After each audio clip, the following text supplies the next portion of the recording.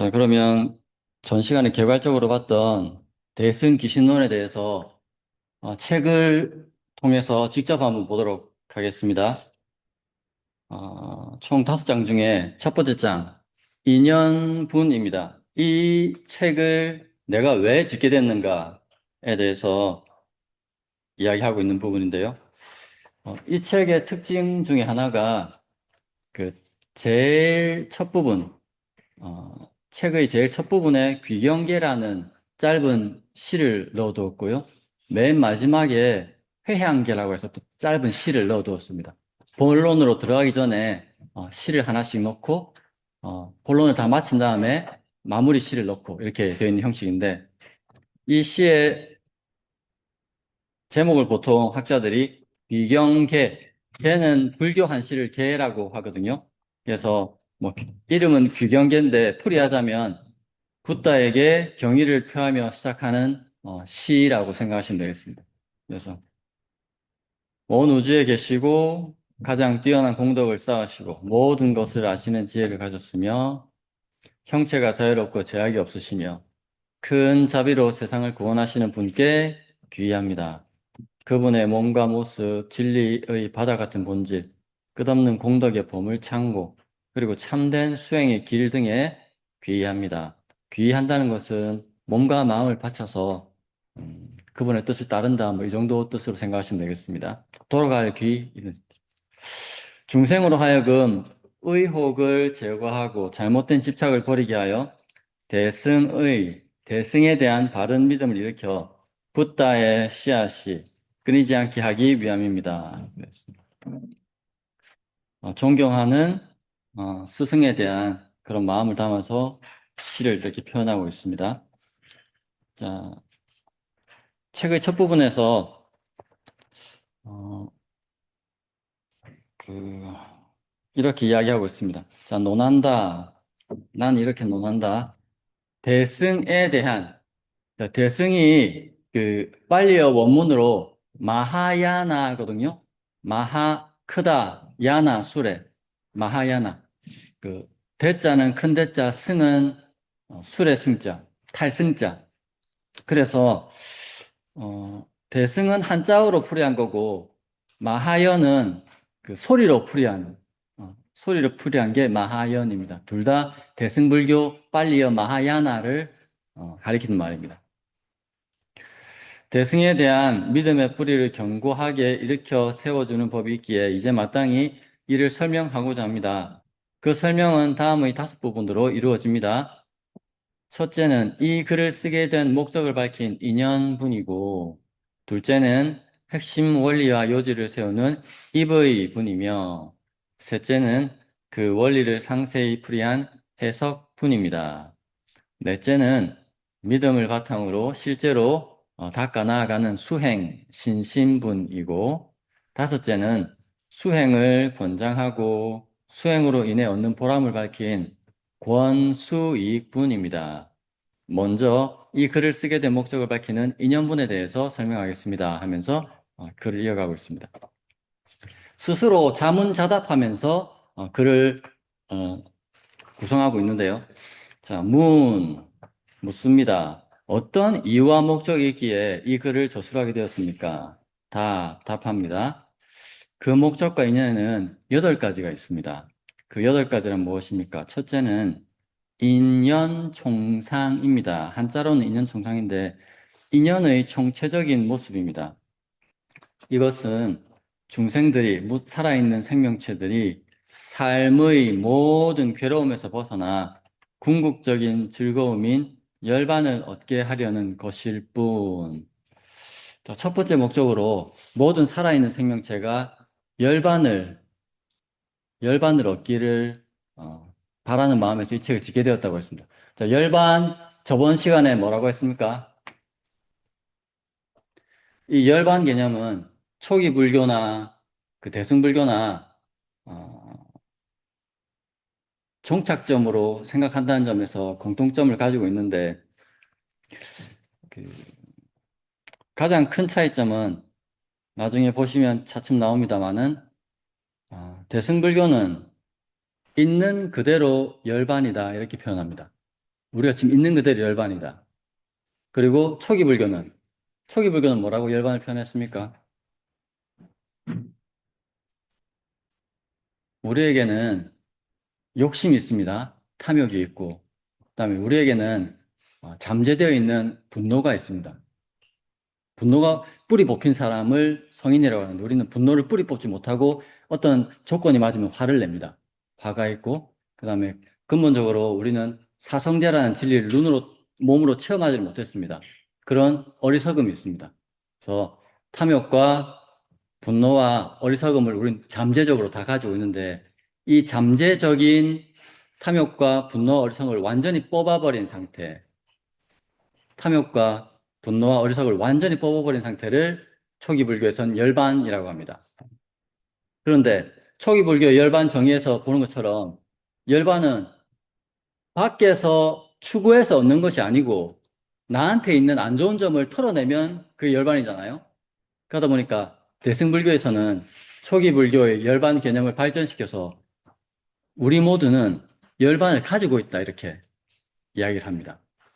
그런데 이 사실을 중생들은 우리가 열반을 가지고 있다는 사실을 모르기 때문에 그 열반을 가지고 있다는 사실을 중생들에게 알려주고 싶어서 이 책을 지었다라고 이야기하는 겁니다. 세속의 명예나 이익 또는 남의 대접을 받으려는 마음으로 이 책을 지은 건 아닙니다. 둘째, 이 책을 지은 이유는 열애는 붓다의 다른 이름입니다. 열애께서 가르치신 근본 진리를 명확히 풀이해서 모든 살아있는 생명체들이 그 깊은 뜻을 바르게 이해하고 티끌만큼의 오류도 범하지 않게 하려는 것입니다. 셋째, 이미 선한 뿌리, 한자어로는 선근이라고 하는데 자질이 좀 선한 사람들, 착한 사람들. 선한 뿌리가 잘 자란 중생들이 대승불교의 깊은 가르침을 기꺼이 받아들여서 깨달음을 향한 믿음에서 결코 물러나지 않게 하기 위함입니다. 넷째, 아직 선한 뿌리가 부족한 중생들이, 살아있는 생명체들이 수행을 통해서 차근차근 신심, 믿음을 기르고 익힐 수 있도록 돕기 위함입니다. 그래서 이 책을 지었고요. 다섯 번째, 적절한 수행 방법을 제시해서 과거의 나쁜 생활 습관 같은 것을 소멸하고 자기 마음을 잘 보호하는 방법을 보여주기 위함입니다. 이를 통해 어리석음과 교만을 멀리 떠나고 번뇌와 잘못된 견해라는 잘못된 그물에서 벗어나게 하려는 것입니다. 그리고 여섯째는 사마타와 위파사나를 수행하는 구체적인 길을 보여주어서 보통 사람들의 집착이나 이승의 잘못된 마음, 자, 이승은 성문과 영각을 가리키는데요. 성문은 부처님의 제자들, 그러니까 붓다의 가르침을 듣고 수행을 해서 성취한 사람을 성문이라고 하고요. 영각은 따로 붓다의 가르침을 뭐 보거나 배우지 않았지만 자기 스스로 수행하고 공부해서 붓다의 깨우침인 사성제를 깨우쳐가지고 수행을 완성한 사람들을 연각이라고 합니다. 이승, 성문연각의 잘못된 마음, 한자 원어로는 심과입니다. 잘못된 마음을 바로잡아주기 위함입니다. 자, 여기서 여섯 번째 다시 한번 보면요. 사마타와 이빠사나를 닦는 구체적인 길을 보여줘 보통 사람들이 집착이나 이승의 잘못된 마음을 바로잡아주기 위함입니다. 그 구체적인 수행 방법인 사마타와 위파사나를 설명해 준다는 건 좋은데 그 설명 가운데서 보통 사람들의 집착이나 이승의 잘못된 마음을 바로잡아주기 위해서 이 부분은 조금 초기 불교적 관점에서 문제가 있습니다. 왜냐하면 초기 불교에서는 성문과 영각이라는 이 이승의 사람들은 성인이거든요. 붓다의 붓다가 추구했던 열반을 성취한 사람들이기 때문에 초기 불교에서는 이승, 성문과 영각은 오류가 없는 수행을 완성한 사람들로 평가를 합니다. 그렇기 때문에 이런 관점은 그 대승불교에서 초기 불교의 최고 정점인 아라한을 좀 낮춰보는 관점을 좀 깔고 있는 게 있거든요. 그런 데서 나오는 문장이 되겠습니다. 자, 이 구절은 성문, 붓다의 가르침을 듣고 깨달은 사람, 그리고 영각, 홀로 깨달은 사람, 성문과 영각의 수행을 자리에만, 자기 일을 이익하는 데만 치중하는 소승으로 격하하고, 소승불교, 대승불교라는 말 들어보셨을 건데요. 소승불교란 말은 대승불교가 나오면서 생긴 말입니다. 원래는 그냥 불교인데, 대승불교가 자기들은 큰 수레다. 왜 우리는 큰 수레냐? 우리는 저 초기 불교 하는 사람들처럼 혼자 수행을 하는 것이 아니라 중생을 구제하기 위한 불교다. 그래서 우리의 수레는 크고 그 수레에는 중생들을 태워서 같이 가기 때문에 대승이라고 하고, 초기 불교 수행자들은 계율을 지키면서 홀로 수행하면서 그 열반을 얻는 사람들이거든요. 근데 그걸 이제 원래 수행은 혼자 하는 것임에도 불구하고 자기 혼자만 수행의 결과를 얻으려는 편협한 마음의 소유자들이다. 이렇게 좀 격화시키는 게 있습니다. 그래서 저 사람들은 수레가 작다. 지 혼자만 타고 가는 수레다. 그래서 소승이라고 이야기를 합니다. 이것도 다 대승 불교가 나오면서 초기 불교를 낮추어서 표현하는 그런 표현법이 되겠습니다. 소승으로 격하하고 자신들의 길만이 진정한 이타, 남들을 이롭게 하고 궁극의 깨달음으로 인도한다고 주장하는 맥락에서 나온 것입니다. 자, 요거를 구절별로 좀 보면, 잘못된 마음에 대한 반박을 보면요. 초기 불교에도 이타행과 연민의 마음이 있습니다. 대승불교는 성문들이 자신의 해탈에만 집착해서 타인에 대한 자비심이 부족하다고 성문과 영각을 폄하해서 이야기합니다. 그러나 초기 불교의 가르침은 결코 개인만의 해탈에 머물지 않습니다. 오히려 철저한 이타행과 자비를 강조합니다. 그 근거로 전도 선언과 연민입니다. 전도는 진리를 전하는 것을 말합니다. 붓다가 처음 이제 60명의 제자를 수행을 완성을 시켰습니다. 60명의 아라한을 배출했습니다. 그때 붓다가 뭐라고 했냐면 그 사람들한테 많은 사람의 유익과 많은 사람의 행복을 위해서 세상을 연민하여 신과 인간의 유익과 행복을 위해서 길을 떠나라.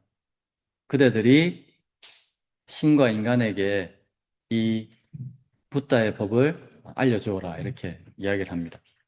즉, 성문 제자들의 깨달음은 곧바로 세상을 향한 자비와 헌신으로 이어졌다고 볼 수 있기 때문에 대승에서 폄하하는 것처럼 혼자만 깨달으려는 그런 존재들이 아닙니다. 제가자의 자리 이타입니다. 초기 불교는 출가자뿐만 아니라 제가불자에게도 자신과 타인의 이익을 동시에 추구할 것을 가리킵니다. 그래서 제가불자들도 믿음, 지계, 보시를 갖추고 법을 보좌할 것, 수호하면서 수호하면서 가지고 있는 것, 법을 갖출 뿐만 아니라 남의 유익을 위해 도를 닦게 하는 것이 바른 실천 방법으로 명시되어 있습니다. 그리고 자애와 연민의 무량함. 초기 불교의 핵심 수행법 중에 사무량심이라는 수행이 있습니다.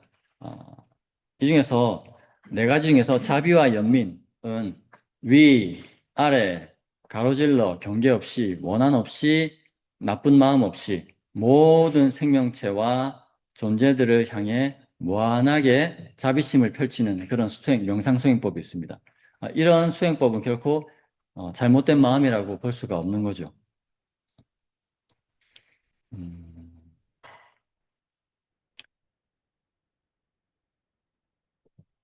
자, 그리고 붓다와 성문, 아란의 본질적 차이에 대해서 잠깐 보면요. 붓다의 제자인 아라한들하고는 그 같은 점과 다른 점이 있는데, 대승불교는 붓다의 깨달음과 아라한의 깨달음을 차별합니다. 그런데 초기 불교의 관점에서 본뇌를 소멸하고 윤회를 끝낸 해탈의 질적 상태는 완전히 동일합니다.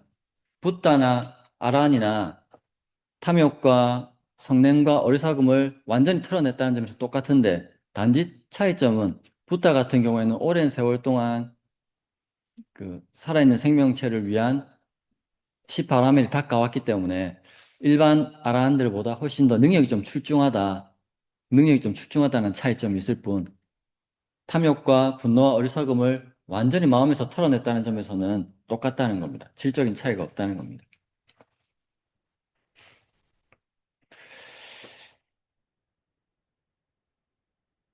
자, 여기 책의 형태를 보시면 좀 판본이 작은 거는, 그러니까 글자 포인트가 10포인트로 되어 있는 거는 그 초기 불교를 바탕으로 해서 설명한 거고요. 10.5포인트로 된 것은 대승기신론의 본문입니다. 그러니까 대승기신론의 본문과 초기 불교를 통해서 설명한 거하고 구분해서 봐주시면 좋겠습니다. 다시 본문으로 돌아가서요. 7번째, 이 책을 지은 까닭은요, 오로지 붓다를 숙고하는 지극한 방법, 보통 우리가 연불한다라고 하는데요. 연불을 통해 아미타불이 계시는 극락 정토에 태어나서 법을 보여줌으로써 수행자의 믿음이 결코 흔들리거나 뒤로 물러나지 않게 하기 위함입니다. 8번째는 수행을 통해 얻는 실질적 이익을 일러주어서 정진하도록 권장하기 위함입니다. 이와 같은 여러 가지 인연이 있기에 이 논설을 저술하게 되었습니다. 라고 했습니다. 그리고 다시 스스로 묻습니다. 자, 붓다의 말씀인 경전 속에 이미 진리가 모두 갖추어져 있는데, 이 대승 기신론이 나오기 전에도 많은 대승 경전들이 있는데, 그 경전도 괜찮은데 어째서 번거롭게 다시 이 대승 기신론을 지어서 설명을 합니까? 이렇게 질문을 합니다. 그러니까 답하기를, 기존의 경전 속에 비록 이 진리가 다 들어있다고는 해도 중생마다 타고난 성품과 살아온 습관이 저마다 다르고 가르침을 받아들여 이해하는 인연 또한 제각기 차이가 있기 때문입니다. 말하자면 여래께서 세상에 계실 때는 중생들의 이해 능력이 날카로웠습니다. 또한 가르침을 펴시는 붓다의 거룩한 모습과 지혜로운 마음의 작용이 워낙 뛰어났기 때문에 붓다의 원만한 음성이 한번 울려 퍼지면 종류가 다른 중생들이라도 저마다 수준에 맞게 일제히 깨달음을 얻었습니다. 그러니 그때에는 별도의 설명이 필요하지 않았습니다. 열애께서 붓다께서 열반에 드신 뒤에는, 돌아가신 뒤에는 어떤 중생은 스스로의 힘으로 폭넓게 듣고 배워서 깨달음을 얻기도 하고, 어떤 중생은 스스로의 힘으로 적게 듣고도 많은 것을 깨닫기도 합니다. 반면 어떤 중생은 스스로의 지혜가 부족해서 상세하게 풀이된 큰 설명서에 의지해야만 바른 견해를 얻기도 하며, 또 어떤 중생은 도리어 상세한 설명서의 방대한 문장이 번거롭다고 느껴서 핵심만 추려낸 간결한 문장 속에 깊은 이치가 담긴 것을 즐겨 읽으며 깨달음을 얻기도 합니다. 이처럼 이 설명서는 열애의 광대하고 깊은 법 속에 담긴 끝없는 이치를 핵심적으로 총망라하려고 지은 것입니다. 그러므로 마땅히 이 설명을 해야 합니다. 기존에 알려져 있는 대승불교 경전들이 종류가 많고 양도 많기 때문에 핵심을 모아놓은 경전이 새로 필요해서 이 논설을 지었다는 말입니다. 제2장 이브이분입니다. 대승불교의 채, 상, 용에 대해서 설명하는 부분입니다. 자, 이제 2년분을 마쳤으므로 이 책을 지은 이유에 대해서 설명을 마쳤으므로 다음으로 핵심 원리들, 이 책의 핵심 원리를 세우는 이브이분을 말하겠습니다. 대승불교란 무엇입니까? 이를 총괄해서 말하면 두 가지 측면이 있으니 그 두 가지란 무엇입니까? 첫째는 법이요, 둘째는 의입니다. 한자로는 의이고 뜻이라는 뜻입니다. 첫째는 법이요, 둘째는 뜻입니다. 이른바 법이라는 것은 중생의 마음을 말합니다. 이 마음이 곧 모든 세간법과 출세간법을 포괄하고 있습니다. 자, 요게 핵심 원리입니다. 음, 지금 이 대승 기신론에서는 어, 대승의 법칙은 중생의 마음이고 이 중생의 마음이 모든 세속을 떠난 성인의 경지를 다 포함하고 있다고 했습니다. 우리가 지난 시간에 그 대승기신론에서 일심 한 마음을 이야기한다고 했잖아요. 그게 바로 이 내용이거든요. 그러니까 마음이 모든 것을 포괄하고 있다고 대승불교는 보고 있는 겁니다. 왜 그럴까요?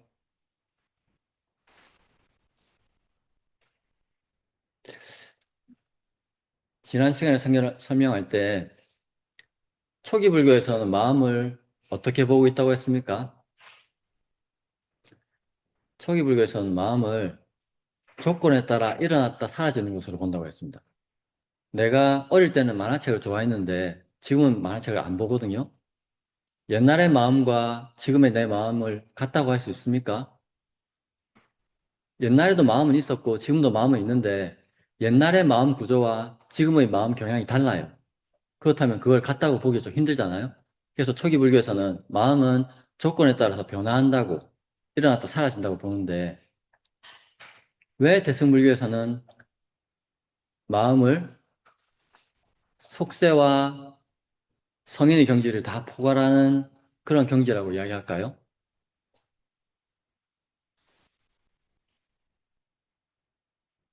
그냥 관념적인 정의라고 할 수 있는데 불교에서 최고의 경지는 열반이고 말씀드린 것처럼 열반은 추구해서 찾는 것이 아니라 내 나한테 있는 나쁜 점들, 탐욕, 분노, 어리석음을 털어냈을 때 드러나는 게 열반이거든요. 그러다 보니까 따로 추구할 건 없어. 그냥 나에게 있는 나쁜 점만 덜어내면 돼. 어. 그렇기 때문에 대승불교에서는 이거는 어차피 나의 탐욕, 분노, 어리석음을 털어낼 때도 인위적으로 막 털어내려면 안 털어내시거든요. 자연스럽게 내가 이것이 내한테 좋지 않다는 것을 알고 아주 무의식 속에서조차 탐욕은 나한테 좋지 않다. 분노는 나한테 좋지 않다. 어리석은 나한테 좋지 않다라는 것을 무의식에서까지 인식을 하고 자연스럽게 놓아버릴 때 열반으로 가는 거거든요. 이 자연스러운 점을 중요하게 여겨서 그 자연스러움은 인위적인 것이 아니기 때문에 그 자체로, 그 자체로 열반의 상태다라고 이거 대승불교에서는 조금 철학적으로, 형이상학적으로 이야기하고 있는 부분입니다. 그래서 어, 대승불교를 이해, 대승불교는 제 기준으로는 대승불교는 초기 불교보다 훨씬 좀 더 관념적인 부분이 강합니다. 그렇기 때문에 제가 이 책을 구상할 때도 이 관념적인 대승불교를 아주 심플한 초기 불교는 약간 T 같이 보이거든요. 심플한 초기 불교의 잣대로 이해를 하면 훨씬 더 이해가 잘 될 거라고 믿고 이렇게 하고 있는 겁니다. 이 마음의 성질에 의지해서 대승의 의미를 나타내기 때문입니다. 어째서입니까? 이 마음의 그러함, 한자 원문으로는 진여고요. 영어로는 서치니스라고 번역하기 때문에 제가 그러함이라고 번역했다고 합니다. 보통 학자들은 그냥 진여 그대로 씁니다. 진여 그대로 쓰는데 저는 진여를 번역해서 그러함이라고 했습니다. 이 마음의 그러함 측면은 대승의 본체를 보여주며 대승의 본체, 그러니까 진여와 체는 개념이 똑같다는 말인데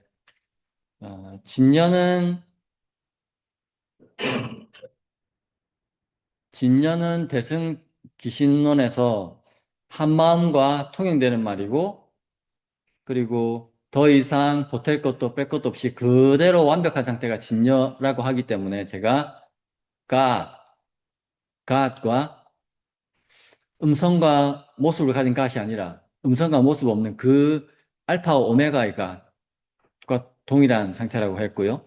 그리고 이걸 옛날에 유명한 신학자 마이스터 에카르트는 신성이라고 불렀기 때문에 진여가 신성은 그러함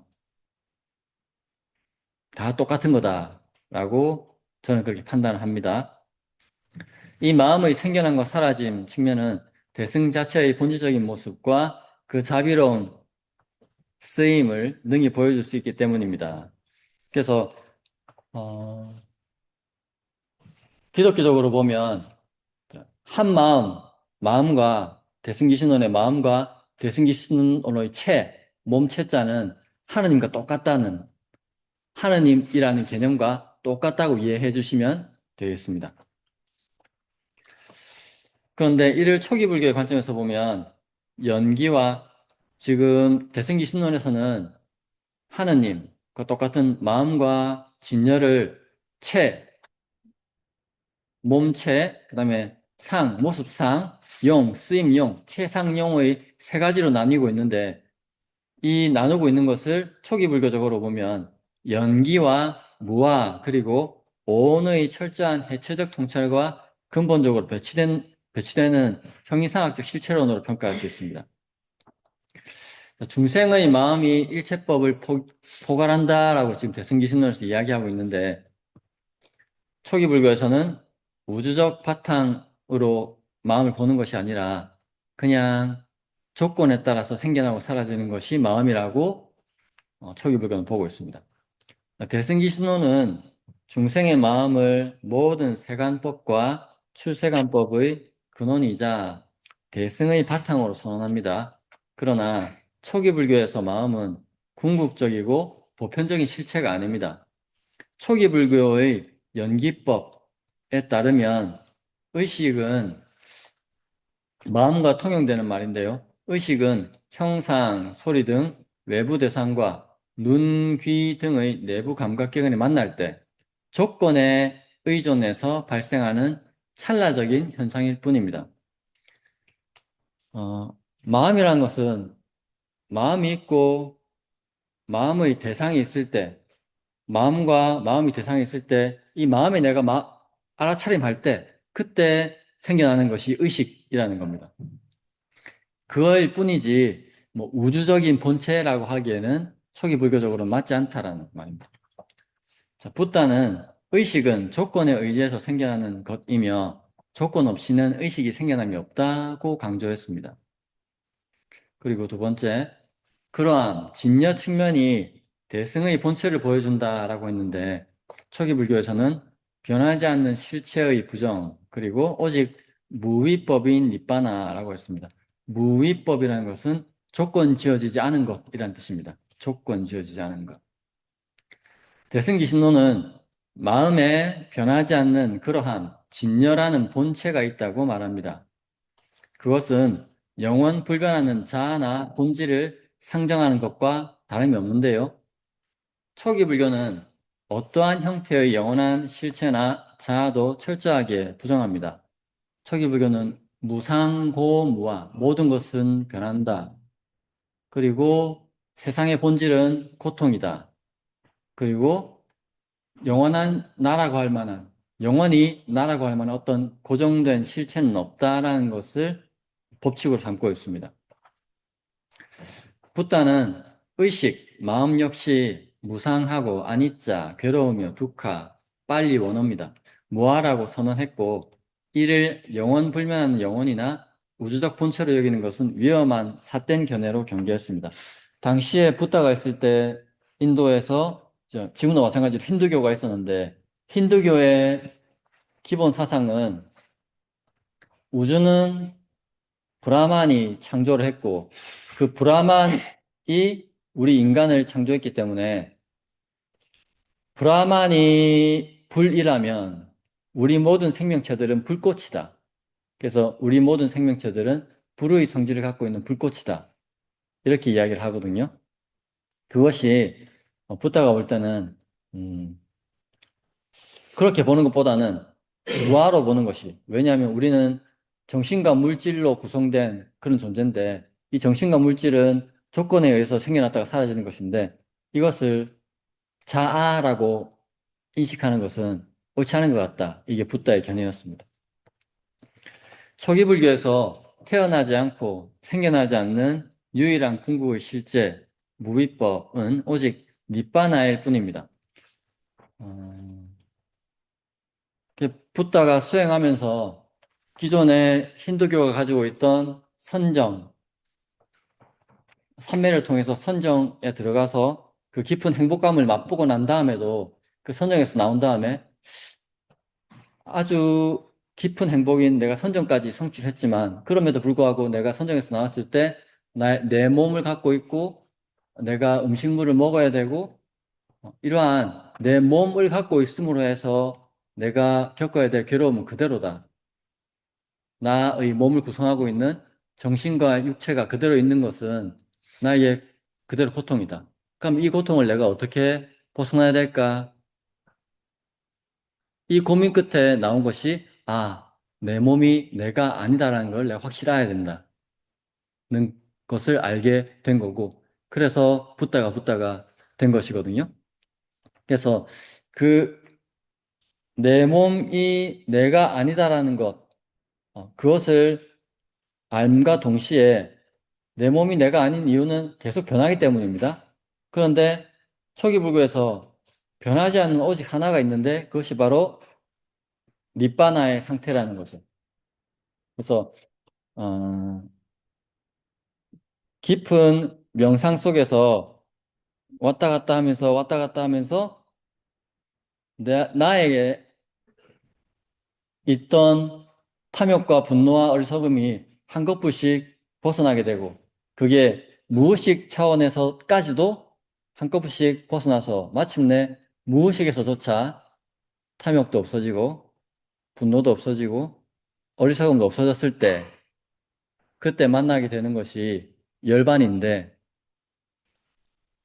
이 열반의 본성이 그대로 있는 그대로 완벽하고 더 이상 보탤 것도 뺄 것도 없는 그런 상태거든요. 그러다 보니까 이 열반의 상태에 대한 정의가 다른 종교에서 말하는 기독교에서 말하는 하나님의 정의와 동일하고 그리고 개념적으로 이런 있는 그대로 완벽하다는 표현을 쓰는 단어들이 많은데 그런 단어들은 다 열반과 통용된다고 생각이 됩니다. 그래서 열반은 마음속에 내재된 신비한 본체가 아니라 무명과 가래, 즉 탐욕, 성냄, 어리석음이 남김없이 소멸된 적정의 상태, 고요한 상태 그 자체라는 뜻입니다.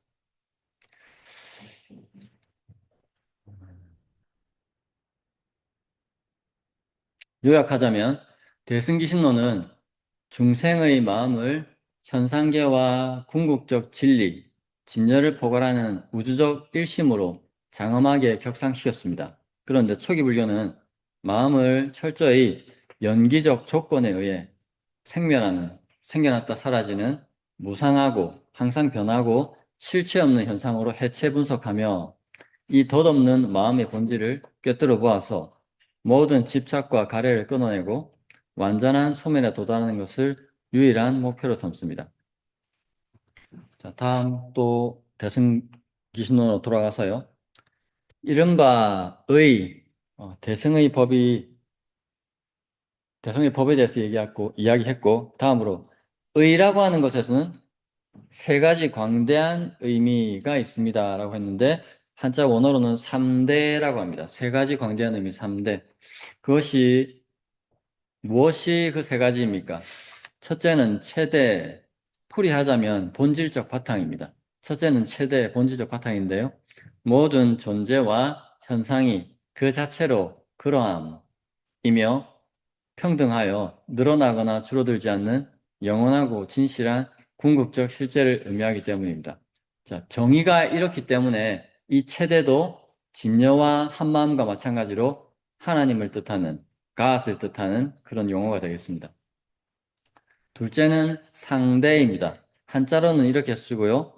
한글로 풀이하면 깨달음의 속성이라고 할 수 있는데요. 둘째는 상대, 깨달음의 속성입니다. 우리 안의 붓다가 될 씨앗이 본래부터 한량 없는 성품의 공덕을 완전하게, 온전하게 갖추고 있기 때문입니다. 자, 여기서 열애장이라는 개념이 나오는데요. 이 열애장이라는 개념은 초기 불교에는 없던 개념인데, 우리 모두에게는 붓다가 될 자질이 있다는 거고요. 이거는 기독교적으로 생각하면 편하다고 했습니다. 감정이입. 내가 독실한 크리스찬이다. 감정이입 하시면 우리는 하나님의 피조물입니다. 그렇기 때문에 우리에게는 하나님의 온전한 특성이 우리에게 다 있습니다. 이렇게 이해할 수 있습니다. 마찬가지로 붓다, 우리가 부디스트다, 불교 신자다 이렇게 생각하면 모든 생명체에는 부처가 될 그런 자질이 내재되어 있다. 이렇게 보는 것이 열애장입니다. 열애장이 본래부터 한량하는 성품의 공덕으로 온전하게 갖추고 있기 때문입니다. 셋째는 용대입니다. 한자로는 이렇게 쓰고요. 자비로운 작용이라고 번역할 수 있는데요.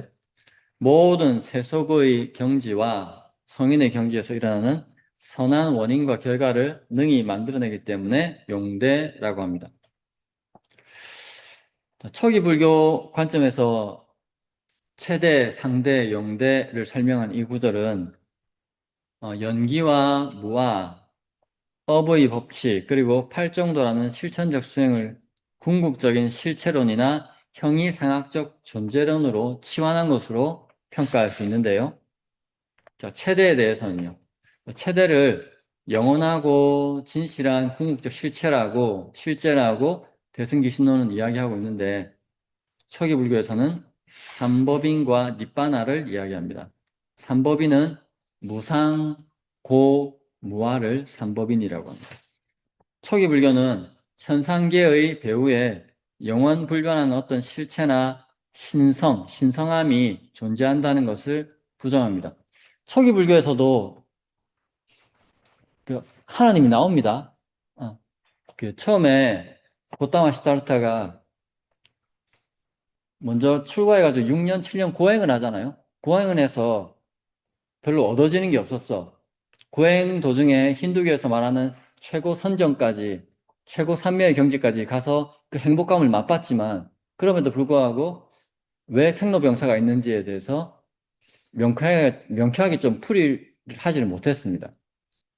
그러다가 고행을 그만두고 주간그릇 먹고 보리수 아래에서 다시 수행을 하면서 이제 모든 것이 변한다. 모든 것이 괴로움이다. 열반은 고요함에서 나온다. 이런 것을 깨닫게 됩니다.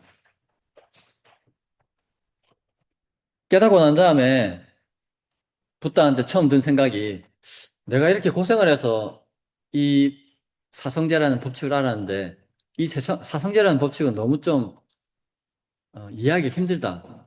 내가 이걸 이야기해 줘본들 이해할 수 있는 사람이 얼마나 있을까?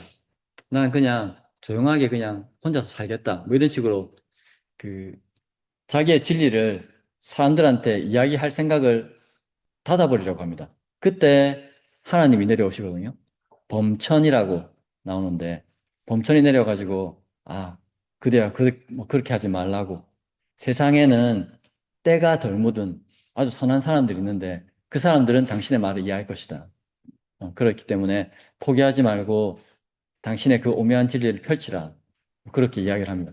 그러니까 초기 불교에서도 하나님은 나오거든요. 근데 하나님을 경배하고 뭐 이런 건 없고 그냥 하나님도 수행을 열심히 하셔서 하나님이 되셨으니까 나도 수행 열심히 하면 하나님 될 수 있다. 이런 식으로 이야기를 하지 뭐 경배하라 이런 건 안 나옵니다. 그런 좀 차이점이 있습니다. 자, 붓다는 모든 형성된 것은 무상하며 한자로 재행무상이라고 하고요. 모든 형성된 것은 괴로움이고 모든 현상은 무하다. 나라고 할 만한 실체가 없다. 고정된 실체가 없다라고 이야기를 합니다. 대승불교에서 말하는 영원하고 진실된 궁극적 실제와 가장 유사한 초기 불교의 개념은 무위법인 니빠나입니다. 초기 불교에도 태어나지 않고 생겨나지 않고 만들어지지 않고 조건 지어지지 않은 것이 있는데 이것은 하나님이 아니라 열반이라고 초기불교 전 이야기를 합니다. 그런데 초기불교의 열반은 현상계를 창조하거나 현상의 배후에 깔린 신비로운 우주적 본체라고 설명되지 않습니다. 단지 우리 내면에 탐욕이, 성냄이, 어리석음이 완전히 소멸됐을 때 그때 드러나는 것이 열반이다. 그래서 교회나 성당에서도 내가 갖고 있는 이기심, 에고를 다 드러날 때 신성을 경험할 수 있다고 이야기하거든요. 그거나 똑같은 겁니다. 그러니까 신성이나 열반이나 똑같은 상태라는 거죠. 상대입니다. 본래부터 본래부터 갖춘 한량없는 공덕, 열애장과 무아, 나라고 할 만한 것이 없다는 거, 아나따와 능동적 개발, 바와나 수행이라는 뜻인데요. 우리의 내면에 이미 깨달음의 씨앗이, 열애장이 있고 그 안에 한량없는 수없는 공덕이 본래부터 완성되어 있다는 주장은 초기 불교의 관점에서 보면 일종의 영원한 자아를 상정하는 영원주의적 견해로 간주될 수 있습니다. 초기 불교는 우리 안에 깃든 본래 완벽한 자아나 씨앗을 상정하지 않습니다. 초기 불교는 모든 것이 변한다고 보기 때문에 그런 고정된 실체가 있다고는 보지 않습니다. 대신 인간을 오직 물질, 느낌, 지각, 형성, 의식이라는 다섯 무더기, 오온의 조건적인 결합으로 봅니다.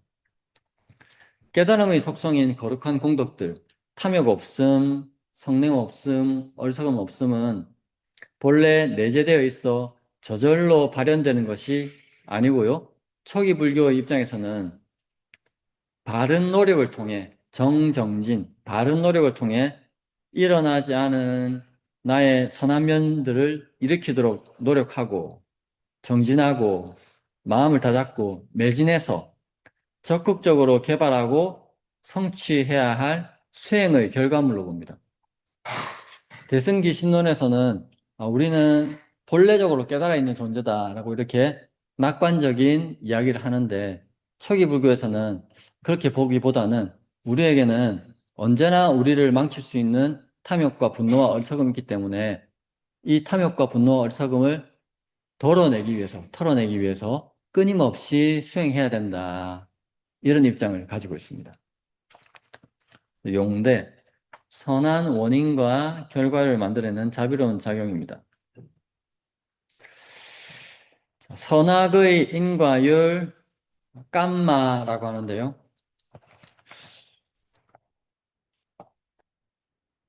다시 한번 확인해 볼까? 자, 제가 질문을 하나 던지겠습니다. 어떤 질문이냐면 종교를 가지고 있는지 종교를 가지고 있지 않는지 다시 질문을 한번 던질 텐데 눈을 감으십시오. 눈을 감으시고 스스로 생각해 보십시오. 내가 종교를 가지고 있는지 안 가지고 있는지 눈을 감으시고 자, 나는 종교를 가지고 있다. 손 살짝 들어보십시오.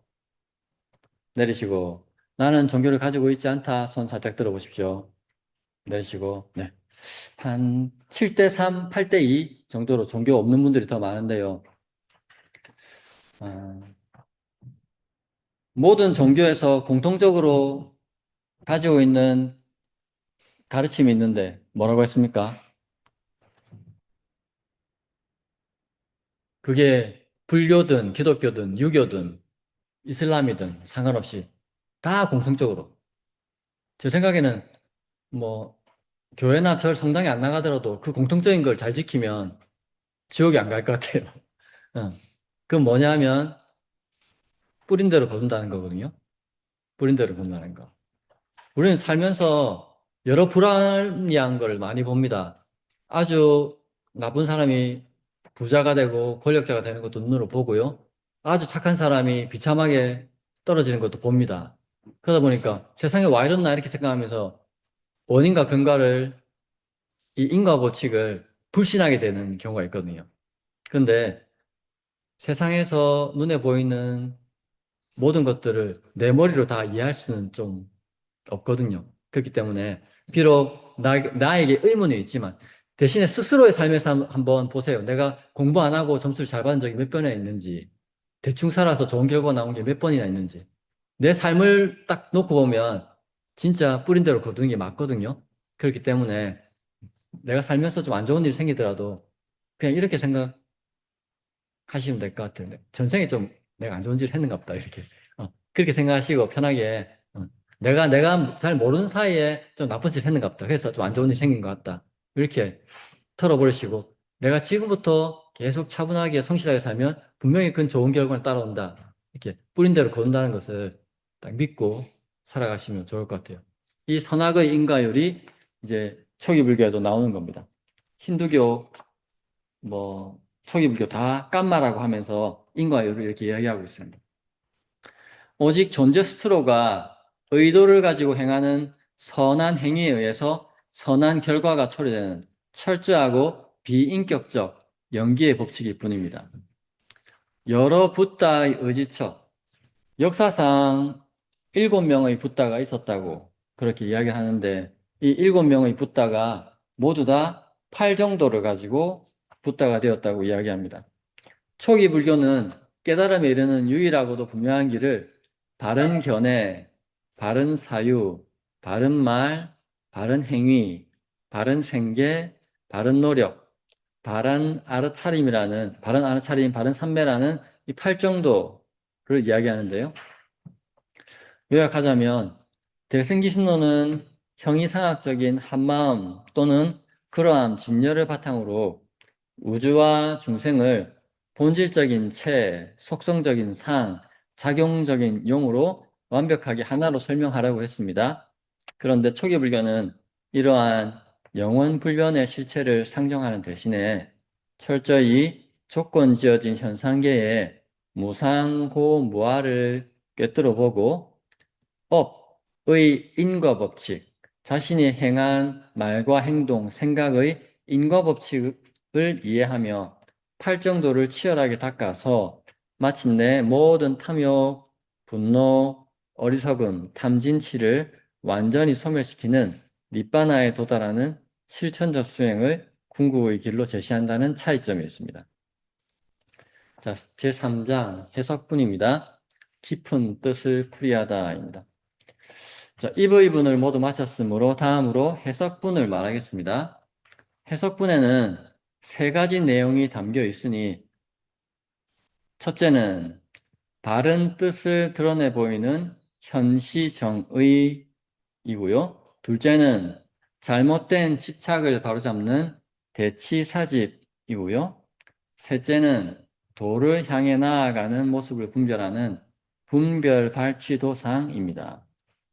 바른 뜻을 드러내 보임에는 현시 정의에는 한마음인 법에 의해서 두 가지 문이 있으니 무엇이 그 두 가지이냐 하면요. 자, 이렇게 이제 설명이 들어가는데, 여러 번 반복되는데요.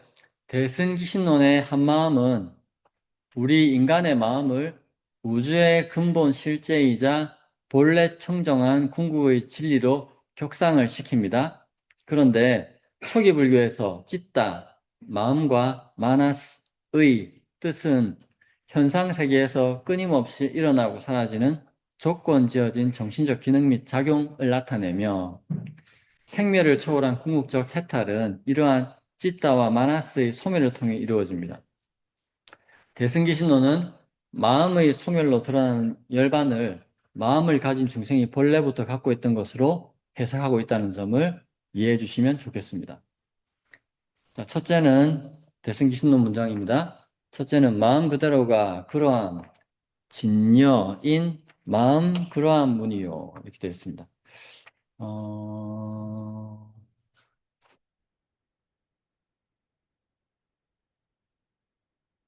한 마음을 지금 진여의 마음 그러함문, 심진여문이라고 나누고 있는데요. 진여는 한자 그대로는 참된 모습, 있는 그대로의 모습, 본래 모습 이런 뜻을 가지는데, 제가 이 번역본에서는 그러함으로 번역을 했습니다. 그러함, 진여는 더 이상 늘어나지도 줄어들지도 않고 그대로 완벽하게 존재한다는 의미를 가지고요. 초기 불교에서는 초기 불교에서 있는 그대로 완벽하다는 것은 열반을 가리킵니다. 또한 이 의미는 중세 신학자 마이스터 에카르트가 말한 신성과 같으며 이것은 대문자 god를 가리킵니다. 자, 둘째는 마음 그대로가 생겨나고 사라지는 마음 생멸문입니다. 심진여문과 심생멸문, 마음 그라문과 마음 생멸문 이 두 가지로 한 마음이 나뉜다고 하는데요. 초기 불교에서는 눈, 귀, 코, 혀, 몸, 마음의 6가지 문을 통해서 중생이 외부 세계와 내부의 정신적 현상을 인식하고 경험하는 과정을 상세하게 설명합니다. 대승기신론에서는 초기 불교에서 사용된 문 개념을 마음으로 가져와서 마음을 두 개의 문으로 분류하고 있는 것으로 추측이 됩니다. 다시 대승기신론으로 가서요. 이 두 문, 마음 그러한 문과 마음 생멸문은 제각기 모든 현상을 통틀어 포괄하고 있으니 이 이치는 어떤 것입니까? 이 두 문이 서로 떨어져 있지 않기 때문입니다. 마음 그러함, 신진여라함은 곧 한 법계, 온 세상을 크게 총괄한 모습인 법문, 진리로 통하는 문의 바탕이니 이른바 심성은 생멸하지 않는 것입니다. 계속 대승기신론에서는 마음은 영원한 것이라고 이야기합니다. 마음 자체가 하나님이라는 거죠. 마음 자체가 하나님.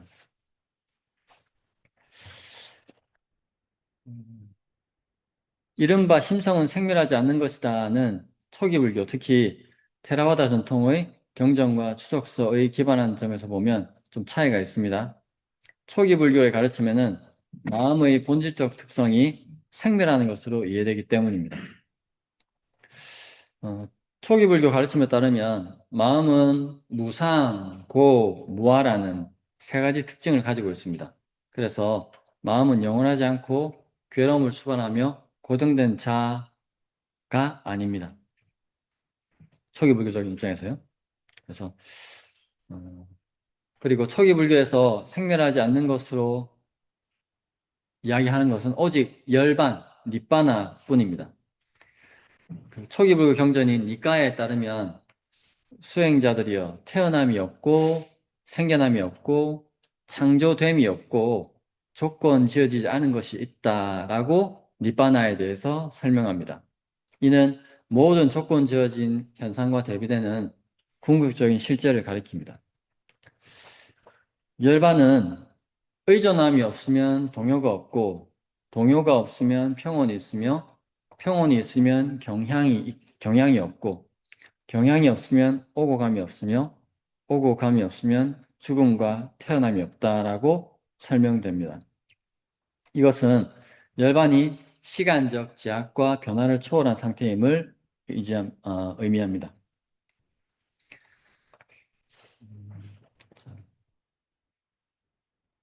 그리고 무여열반이라는 개념이 나오는데요.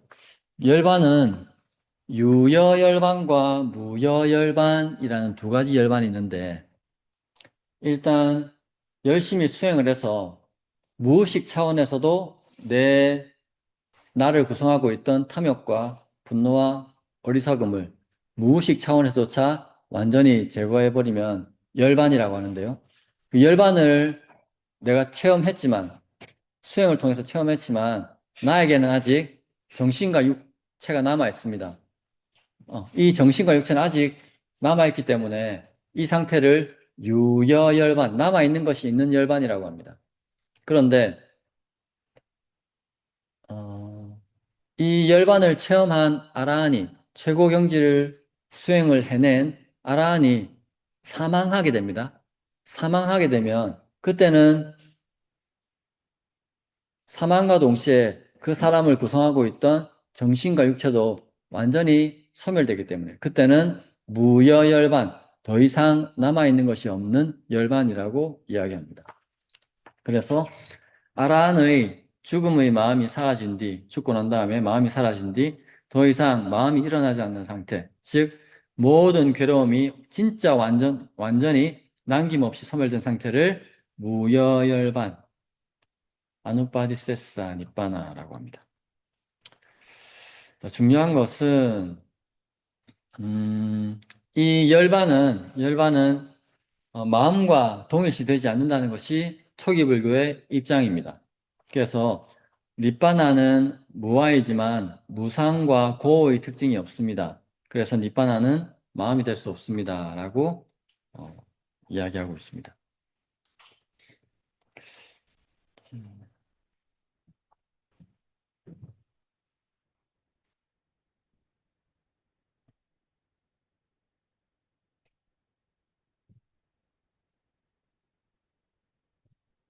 자, 다음 대승기신론 구절입니다.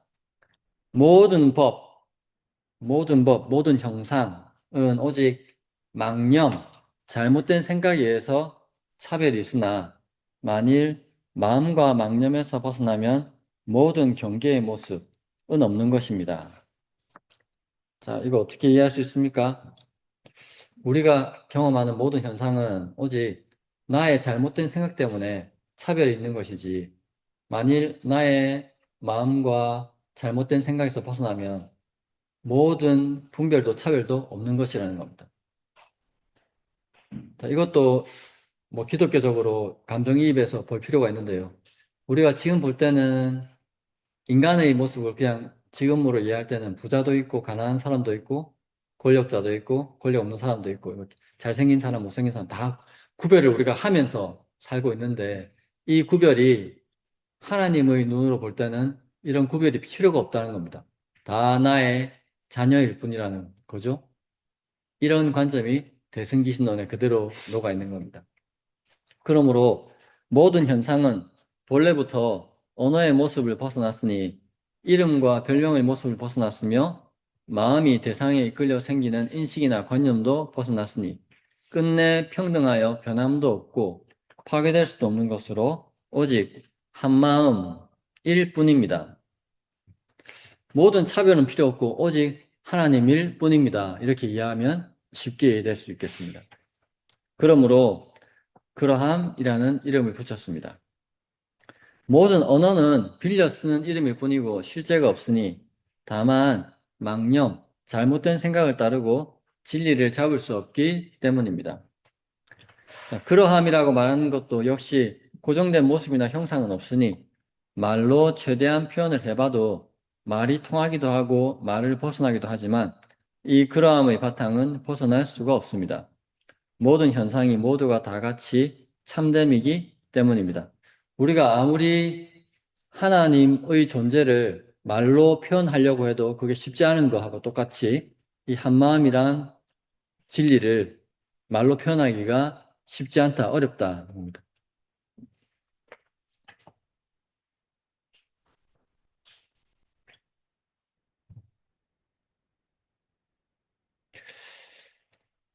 자, 초기 불교 관점에서 모든 현상, 일체법이 모두가 다 같이 참됨이다 라는 구절은 다음과 같이 풀이해볼 수 있겠습니다. 대승기 신론이 모든 현상의 궁극적 본질이 그러함, 진여와 동등하며 본래부터 불변하고 청정한 속성을 갖는다고 긍정하는 것과 달리 초기 불교에서는 모든 현상, 일체법은 그냥 있는 그대로 직시할 뿐입니다. 초기 불교에서는 모든 조건 지어진 현상의 참됨은 그 구성이 무상하고 괴로우며 무아라는 사실에 있습니다. 이러한 진리를 통찰하는 것이 초기 불교의 깨달음의 길입니다. 반면 참된 의미에서 생멸하지 않는 궁극적 실제는 초기 불교에서는 열반 하나뿐입니다. 이것은 모든 조건 지어진 현상들이 완전히 소멸한 상태를 의미합니다.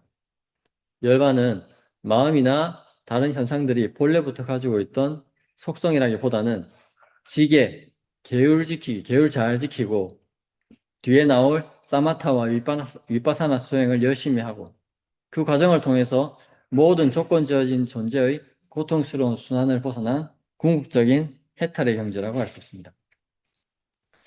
따라서 모든 현상, 일체법이 동일하게 참된 본질을 공유한다는 대승기 신론의 포괄적이고 긍정적인 그러한 개념과는 상반되게 초기 불교는 현상계의 무상, 고, 무아를 참된 속성으로 인식하고 궁극적인 참됨과 해탈은 이러한 현상들의 소멸인 열반에서 찾는다는 차이점을 볼 수 있습니다.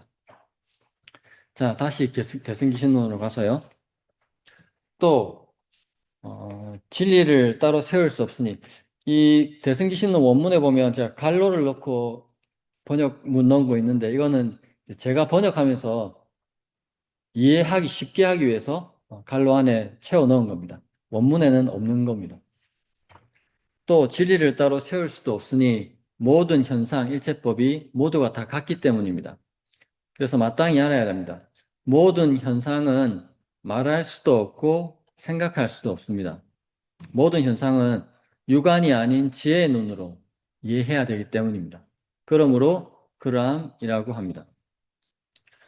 우리가 그 관념적으로는 무상고 무아 이해할 수 있습니다.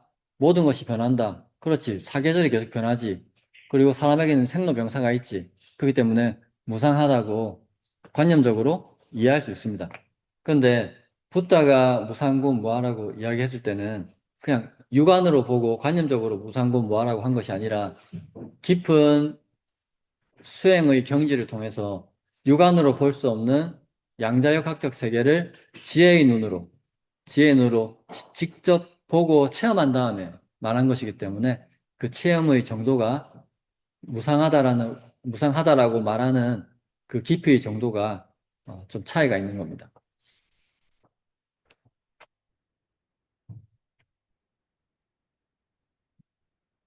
만약 이와 같은 이치라면 모든 중생이 어떻게 가르침을 따르고 순응해야 능히 깨달음의 경지에 들어갈 수 있습니까? 답변하기를 만약 모든 현상을 비록 말로 표현하지만 말하는 주체도 말하는 대상도 없음을 알고 비록 생각하지만 말하는 주체도 생각하는 대상도 없음을 안다면 이를 진리에 따라 순해진다라고 합니다. 만약 생각마저 떠나게 된다면 이를 깨달아 들어간다라고 합니다. 자, 이 문장 이해되십니까? 중생이 어떻게 해야 깨닫습니까? 이렇게 하니까 답을 하기를 모든 현상을 비록 말로 표현하지만 말하는 주체도 말해주는 대상도 없음을 알고 생각은 하지만 생각하는 주체도 생각하는 대상도 없음을 안다면 이에 진리에 따라 순해진다라고 합니다. 생각을 떠나면 깨달아 들어간다라고 합니다. 이 문장이 이해가 잘 되시는 분. 이게 한글로 이렇게 써 있어도 이해하기가 어려운데 한자로 이렇게 써 있으면 딱 읽고 있으면 오바이트가 싹 쏠립니다. 이게 말하는 무아를 이야기하고 있는 겁니다. 무아. 조건 지어져서 존재하고 사라질 뿐이지 이걸 나라고 지금 우리는 각자의 몸을 유지하고 있기 때문에 너와 나라고 하는데 궁극적 진리의 측면에서는 정신도 물질도 전부 다 조건 지어져서 이렇게 만들어가는 거기 때문에 너와 나가 없다는 거예요. 이게 그래도 이해를 하려면 할 수 있는데 이걸 체험을 하면 실제로 그게 이해가 된다고 할 수 있습니다. 왜냐하면 체험 차원에서 보면 우리가 전부 다 너와 나로 보이는 것이 아니라 다 그냥 입자와 파동으로 보이거든요. 우리가 서로를 입자와 파동으로 보면 너도 입자와 파동, 나도 입자와 파동. 그러니까 너와 나의 경계가 없는 거라. 다 입자와 파동이기 때문에. 근데 지금 우리는 육안으로밖에 못 보기 때문에 각자의 몸을, 형태를 유지하고 있는 것처럼 보이기 때문에 너와 나의 구별이 있습니다. 이런 너와 나의 구별을 하는 상태를 보통 사람의 상태라고 하고 너와 나의 구별 없이 다 일어났다 사라지는 존재일 뿐이다 라고 보는 것이 궁극적인 차원의 지혜가 되겠습니다. 다시 다음에 그러함, 진여, 무형이라고 하는 것을 언어적인 설명에 의지해서 분별해보면 두 가지 뜻이 있으니 무엇이 그 두 가지입니까? 첫째는 있는 그대로 텅 빈 것이니 이는 모든 허망함을 비워내어 끝내 진실한 바탕을 드러내기 때문입니다. 자, 진여를 언어에 의지해서 풀이해보면 있는 그대로 텅 빈 것이다. 이것이 무슨 말일까? 자, 모든 허망함을 비워내요 라는 말은 온에 대한 무명과 집착의 소멸을 말합니다. 초기 불교에서 허망함이란 것은 변하기 마련인 정신과 물질을 영원한 나 혹은 나의 것으로 착각하는 무명과 가래를 의미합니다. 여러분들 연애해 보셨습니까? 연애할 때는 좀 절실하잖아요. 아, 절실합니다. 저 사람 마음을 얻고 싶고 저 사람과 친해지고 싶고 막 절실합니다. 그런데 어느 순간 감정이 상하고 그 열의가 다 사라져 버리면 내가 한때 사랑했던 그 말과 행동들 다 무엇이 됩니까? 그냥 지나간 과거 아무것도 나띵이잖아요. 우리 삶도 마찬가지라는 거예요. 삶 전체가 그렇다는 겁니다. 삶 전체가 욕망을 막 투영을 해서 어떤 것을 권력이든 돈이든 지위든 막 이렇게 투여를 해가지고 막 시간을 보내는데 나중에 뒤에 내가 생각이 달라지고 가치관이 달라진 다음에 그걸 보면 다 그냥 허망하다는 겁니다. 별 것이 없다는 겁니다. 특히 내가 임종의 순간에 지난 날을 탁 보면 너무 쓸데없는 일을 한 게 많다는 거죠.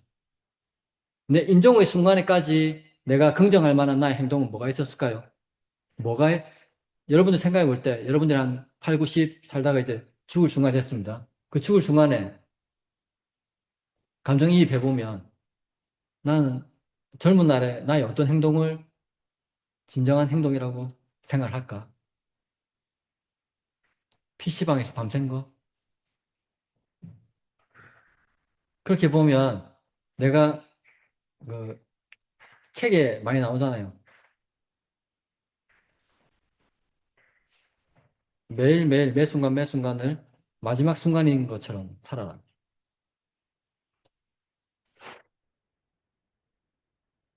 나는 그렇게 살고 있는지 한번 생각해 보실 필요가 있을 것 같습니다.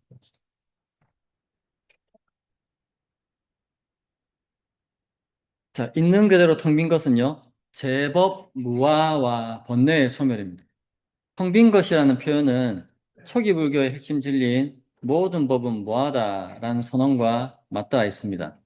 세상을 이루는 대상을 관찰해 보면 단지 여러 조건으로 뭉쳐진 형성된 무더기일 뿐 그 안에 궁극적인 자아나 영혼이라 부를 만한 고정된 실체는 텅 비어서 아무것도 없습니다. 또한 이는 마음이 탐욕, 성냄, 어리석음이라는 번뇌의 불길에서 완전히 벗어나 비워진 상태를 의미하기도 합니다. 붓다는 탐욕의 소멸, 성냄의 소멸, 어리석음의 소멸 그 자체를 가리켜서 니빠나라고 이야기했습니다. 그리고 끝내 진실한 바탕을 드러나기 때문입니다 라는 구절을 보면요. 조건 지어지지 않은 세계 열반을 이야기하는데요. 모든 허망함, 번뇌와 실체에 대한 여러 가지 집착들, 모든 이 허망함이 철저히 비워졌을 때 드러나는 진실한 바탕은 초기 불교에서 말하는 조건 지어지지 않은 것, 아상카타인 니빠나로 풀이할 수 있습니다. 그, 어떻게 하면 조건 지어지지 않은 삶을 살 수 있을까요? 조건 지어지지 않는 삶. 거기에 대해서 대승불교의 뛰어난 수행자들이 간단하게 어떻게 표현했냐면 배고프면 먹고 목마르면 마시고 피곤하면 잔다 이렇게 표현했습니다. 조건 지어지지 않은 삶을 배고프면 먹고 목마르면 마시고 피곤하면 잔다. 이게 가장 기본적인 인간의 삶인데 우린 여기 플러스 돈, 권력, 명예 이런 것들을 막 투여를 시킵니다. 상대와 비교하고 그러면서 인생이 막 피곤해지는 거죠. 그런데 실질적으로 보면 그냥 배고프면 먹고 목마르면 마시고 피곤하면 자는 게 인간의 살아있는 생명체의 그냥 삶일 뿐입니다. 그냥 그대로 살면 되는데 거기다가 여러 가지 욕망과 관념들을 넣으면서 인생이 피곤해지는 거라고 보는 거죠.